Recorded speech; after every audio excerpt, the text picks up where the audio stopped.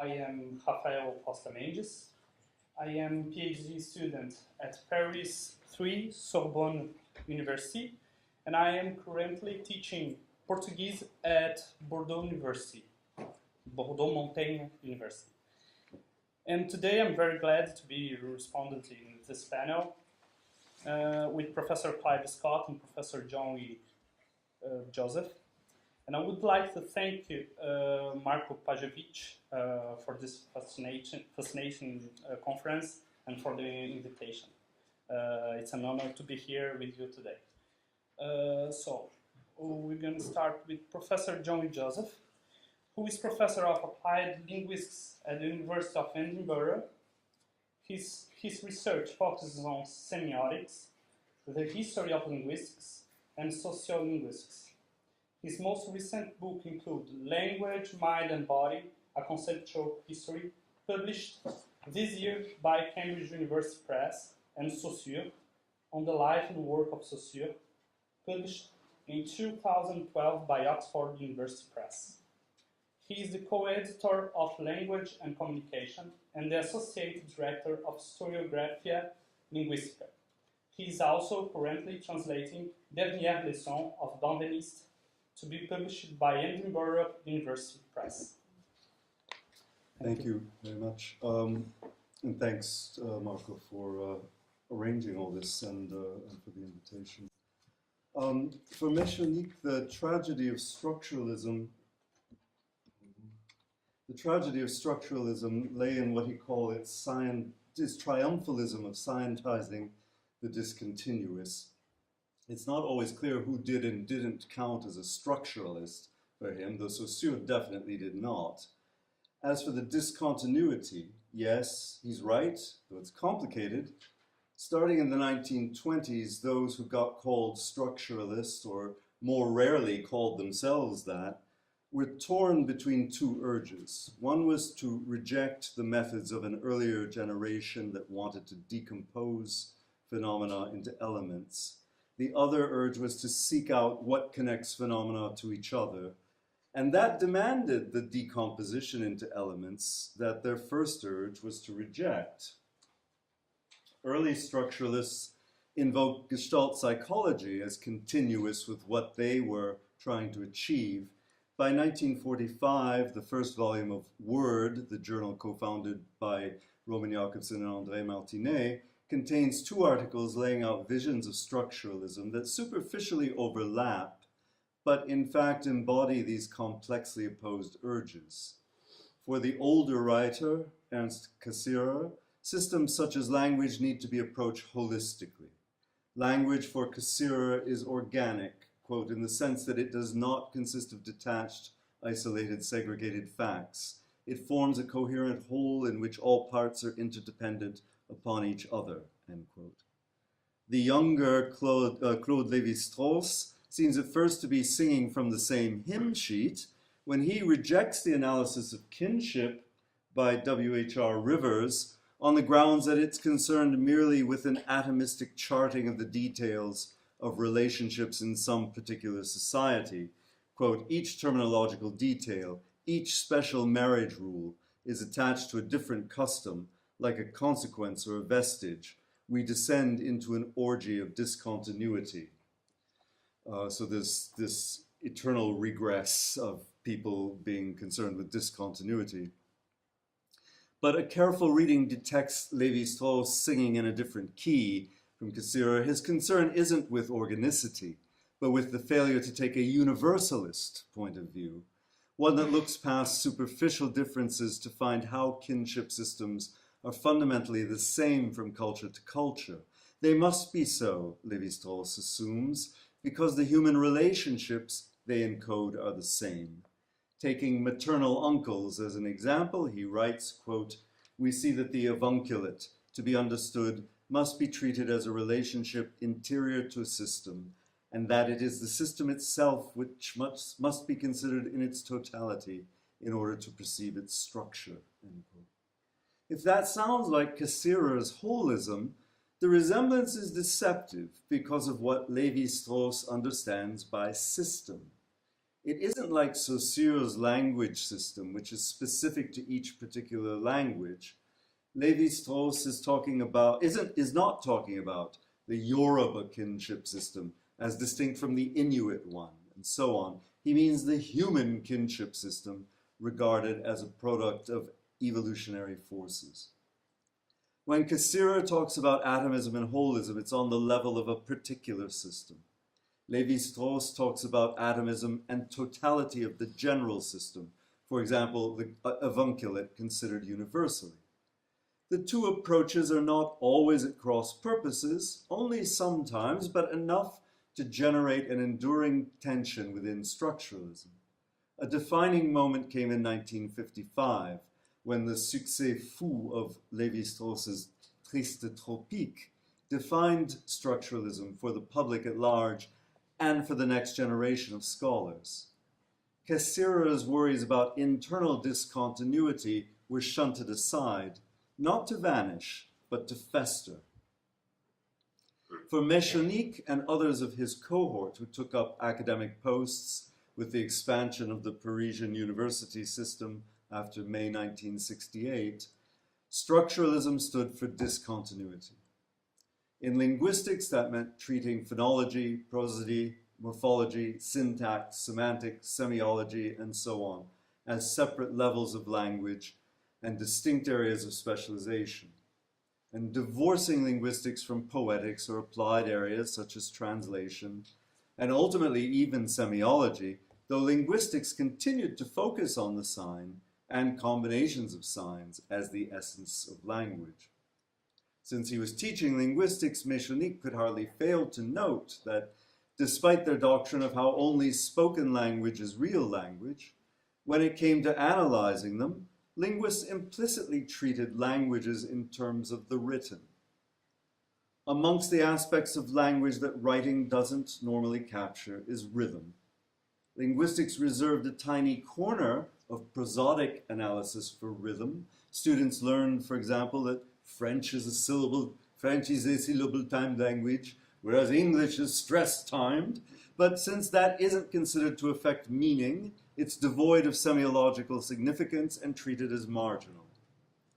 It matters in poetics, where rhythm is a central aspect of language, as a result of which structuralists separated out poetic language as something apart, only tangentially connected to the real language that they dealt with.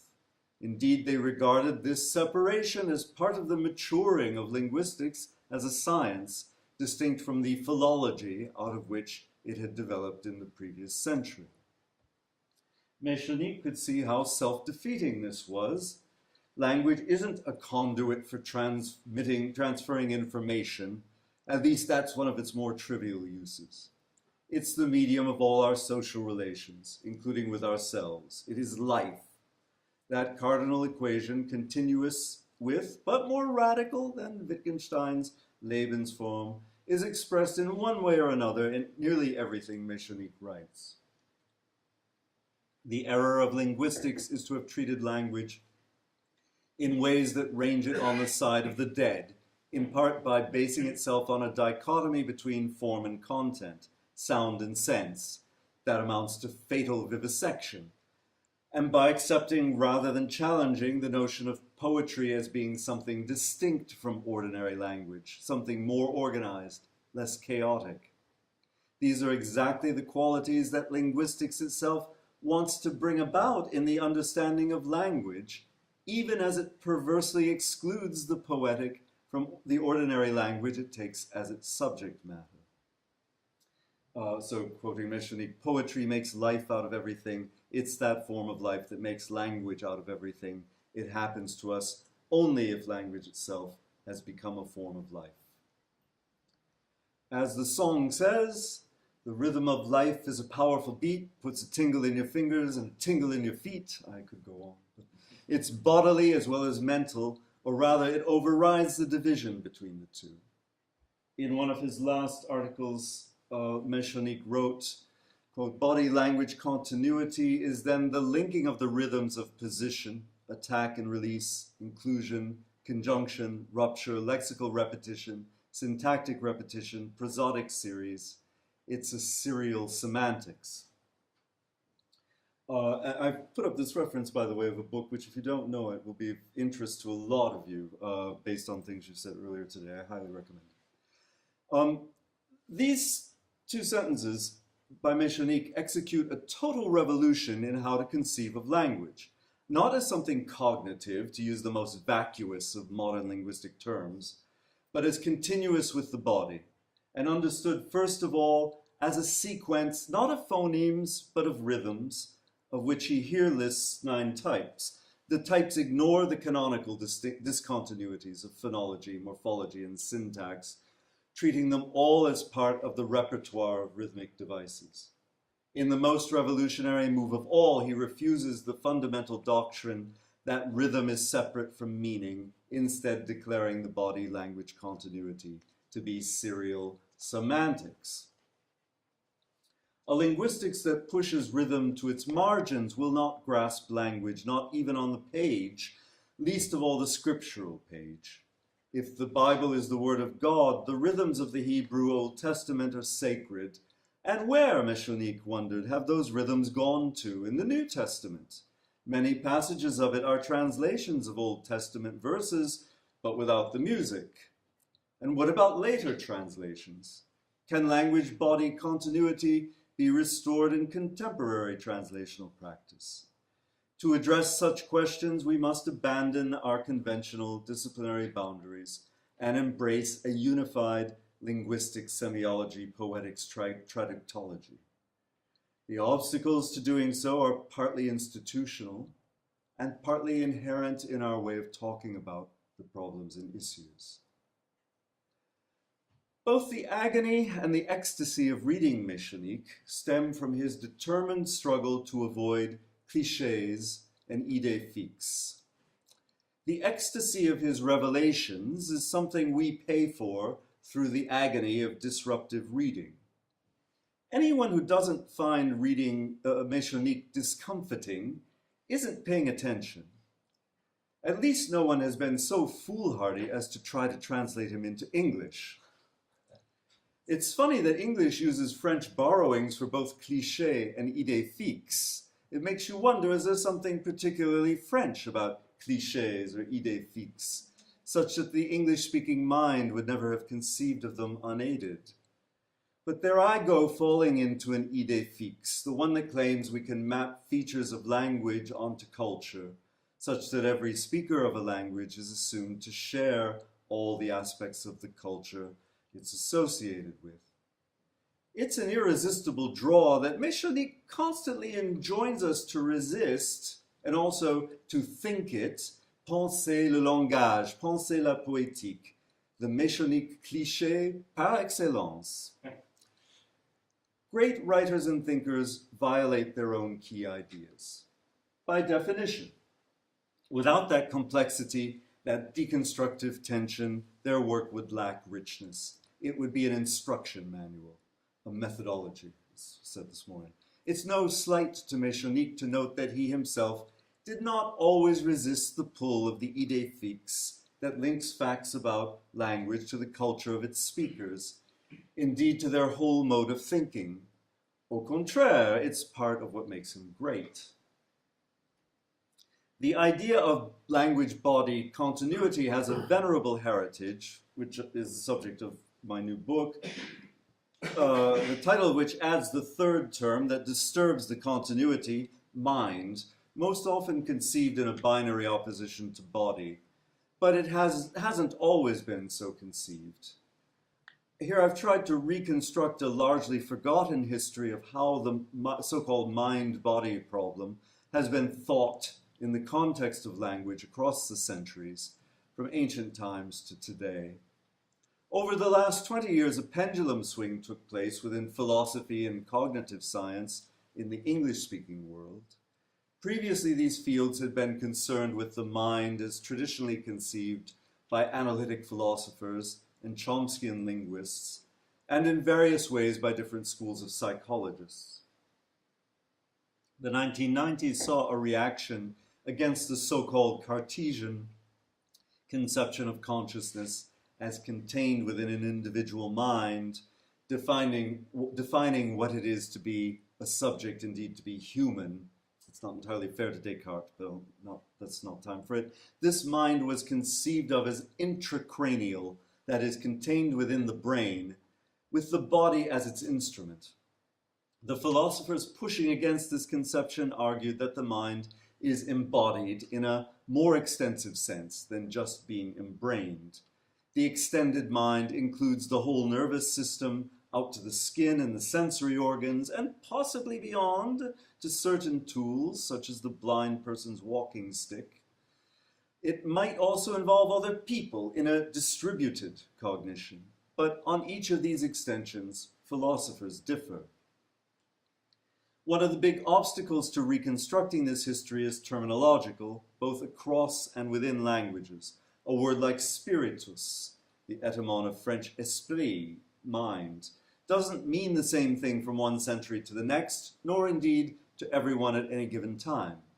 Like Hebrew ruach, Greek pneuma, and archaic Greek psyche, spiritus covers the semantic space of English wind, breath, spirit in various senses, and at some point something like mind. In its sense of breath, spiritus links the mind directly to the body, the lungs and the muscles and nerves that control them, and the exhaled breath in which we express our thought in language. Animals appear to us to do something similar, though we imagine their thought as much less complex. The continuity between animal and human expression was at the forefront of Aristotle's concerns. As for humans, he believed that the passions of the mind and soul, which our voices express, are the same for all people. A generation later, Epicurus, in a letter to Herodotus, made breath the cornerstone of a significantly different account of language from Aristotle's, quote, "And so names too were not at first deliberately given to things, but men's natures, according to their different nationalities, had their own peculiar feelings and received their peculiar impressions, and so each in their own way emitted air formed into shape by each of these feelings and impressions, according to the differences made in the different nations by the places of their abode as well." Emitting air, breath, pneuma, differing by the feelings and sensory impressions peculiar to each ethnos. This answers a big question Aristotle left to Tacit: why do different languages exist? The one point on which Epicurus directly contradicts Aristotle is when he says that passions and impressions differ ethnically. This can't be reconciled with Aristotle's belief that the passions of the mind and soul are the same for all. Epicurus offers a dramatic increase in explanatory power, a framework for understanding languages as direct expressions of the national or racial soul, rather than merely different ways of encoding thoughts that are universally human. It seems like a lot of benefit at little cost, but what in fact is at stake is the conception of a common humanity. The passage from Epicurus lays out what will be enduring themes in the bodily approach to language outside the medical context: the central place of breath and the organs that produce it, the effect of racial difference, temperament and complexion, the roles of innate nature and environmental experience. Meschonnic writes about language-body continuity in the context of the Hebrew Bible, which he contrasts with, quote, the Greco-Christian model of thought and language represented by the New Testament. He traces this later model to Plato, and he enjoins us to de-Platonize our thinking about rhythm. He isn't the first to draw a line between a cerebral Platonic rationality and another form of rationality that involves the whole body, its movement and rhythms. In his 1963 book, Preface to Plato, Eric Havelock argued for just such a historical divide between Homeric epic and Platonic dialogue. I'll return to Havelock, who offers a helping hand with a problem in Meschonnic that I think we need to face up to. We can let Meschonnic use Plato as the poster boy for a model of thought and language in which the body has only a trivial mechanical role to play. For Plato, the reality of language, in fact of everything, is after all in a heaven of the ideal. But it was his pupil, Aristotle, who produced the first enduring account of language as a bodily production, and Epicurus, a generation later, who provided the second. So we should be wary of Meschonnic's tendency to essentialize a Greek way of thinking language that's the reverse mirror image of the Hebrew one. This too has a long heritage, which we call Orientalism. Language-body continuity is a potentially dangerous idea.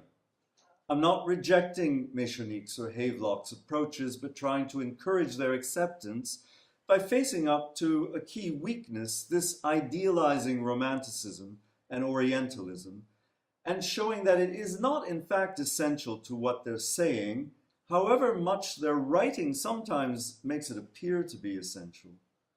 My stance here is the same as I've long taken with Wilhelm von Humboldt. If we can distance ourselves from the cultural idealizations that have made him the target of charges of racism, unfair charges in historical terms, but devastating ones, then we can rescue the essence of his genius. It demands what I call a resistant embrace. I embrace Meschonnic when he's pulling me in a direction I wasn't previously inclined to go in. I resist him when I feel him pulling me in an idée fixe direction that's familiar to me because I too feel that pull, the power of that idealization of cultures, isomorphic with languages and religions and peoples. The Greeks, the Hebrews, these are overly powerful concepts, seemingly innocuous when we're talking about poetry, but always a step or two away from getting turned into something ugly. The question I wish to raise as we launch our project of translating Meschonnic is whether and how we can inoculate it against being read in an ethnic essentialist way. Meschonnic is fond of a widespread classic Orientalist trope to the effect that the Semitic languages are body languages. For example, this has already been alluded to, the term that designates the rhythmic accent, constitutive of the verse maxim, the verset, a notion tested starting in the 2nd century, is itself a parable of the language body. It's the word ta'am, plural ta'amim, which signifies the taste of what's in the mouth, the flavor, this flavor being the reason for the saying, and this is the very meaning and the first meaning of orality, what comes from the mouth. Such passages abound in Meschonnic. They sound insightful, evocative, and harmless. When Herder said comparable things in 1782, it was as part of his argument that Hebrew poetry was superior to its Indo-European counterparts. Quote, everything in it, the Hebrew language, everything in the Hebrew language proclaims I live and move and act. The senses and the passions, not abstract reasoners and philosophers, were my creators. The language was molded and uttered with a fuller expiration from the lungs, with organs yet pliable and vigorous, but at the same time under a clear and luminous heaven, with powers of vision acute, and seizing as it were upon the very objects themselves, and almost always with some mark of emotion and passion. 3/4 of a century later, Renan's Orientalist discourse continues to make Hebrew out to be the other. Quote, isn't the religious and sensitive race of the Semitic peoples, painted stroke by stroke in these totally physical languages in which abstraction is unknown and metaphysics impossible. Still today, we hear examples cited for this supposed total physicality, such as the use of the same Hebrew word af for both nose and anger. But English uses heart to mean courage, and courage itself derives from a word for heart. Meschonnic's example of the word for taste also being the word for the rhythmic accent is glossed as showing a language-mouth connection in Hebrew, but in Greek, isn't the word for language glossa, the tongue, and doesn't tongue mean language in English? The pull of this cherry-picking essentialism is strong. When drawn to something potentially dangerous, we should either avoid it or choose to be drawn to it with our eyes open to the risk of slipping from language to ethnic to racial essentialism, and ready with our arguments to forestall the slippage. Unlike many people, I can forgive Herder, Renan, and Humboldt for not having foreseen where their racial essentialism might lead in the 20th century. And I don't blame Meschonnic for assuming that his readers knew where it did lead and that they would never be tempted down the language-race path. A revival of anti-Semitism seemed unimaginable to Meschonnic, the son of Jewish immigrants who as a boy escaped deportation during the German occupation.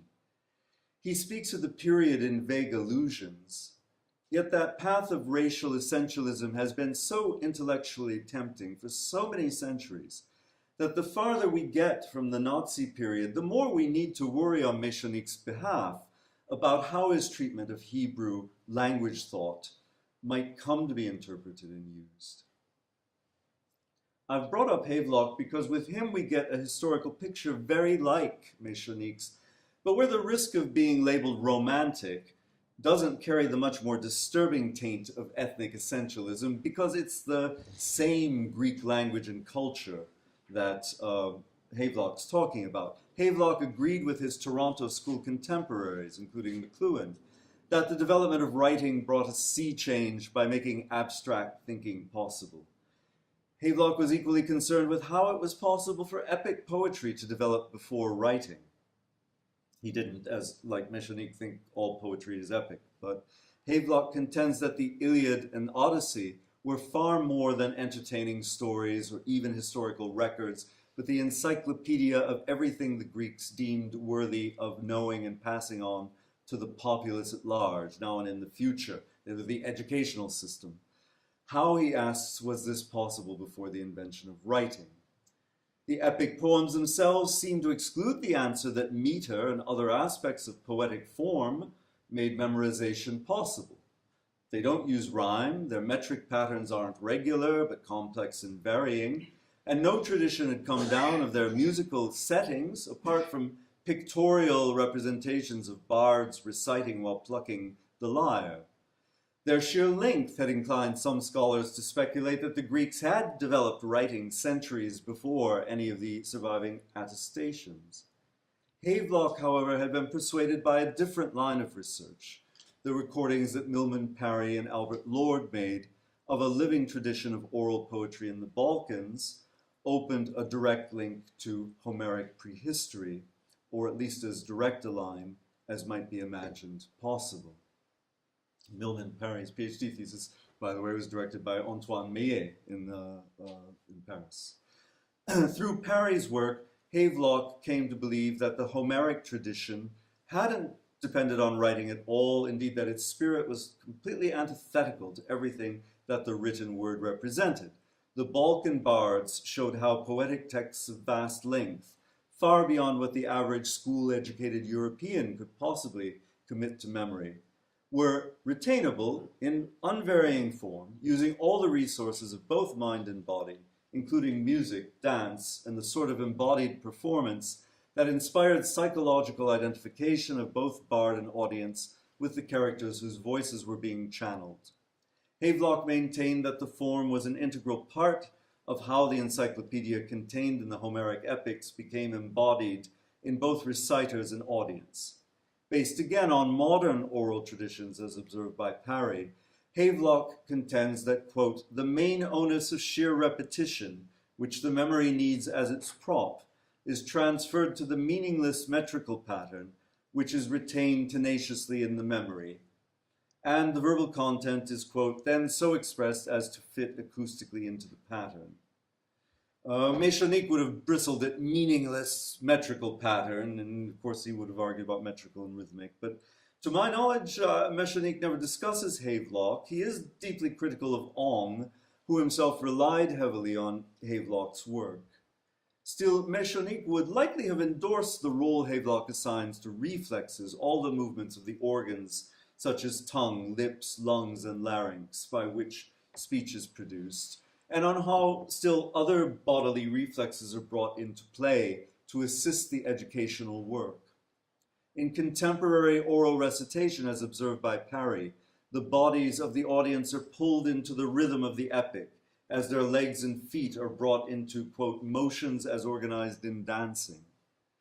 The text becomes inscribed in their nervous system. It becomes part of their body.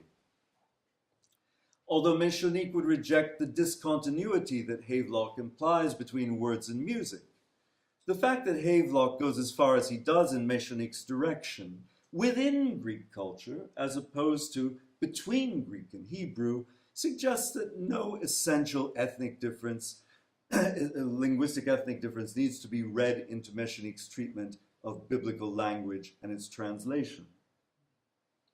There is still the question of how we make that clear, and other problems remain, including the one with which I opened, what to do about Meschonnic's lumping together of structuralists. In his quest for continuities, Meschonnic himself can arguably be seen as reverting to that holistic structuralism advocated by Cassirer, rather than the post-Lévi-Straussian. But that's relatively trivial next to the Hebrew question, a phrase I use not despite, but because of the disturbing historical rhythmic echoes it sets off. In drawing attention to these historical echoes, I've aimed to stave off potential misunderstandings of Meschonnic. My love for his work is as visceral as are the worries I've expressed, which I look forward to discussing with you, whether you share them or consider them misplaced. Thank you.